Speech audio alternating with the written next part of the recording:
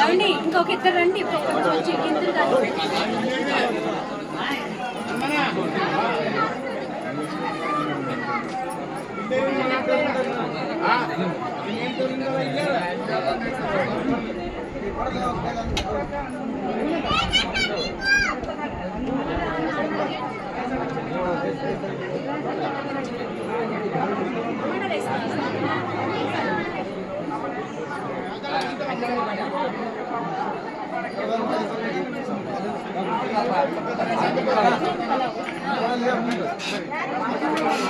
ఇది కావాలంటే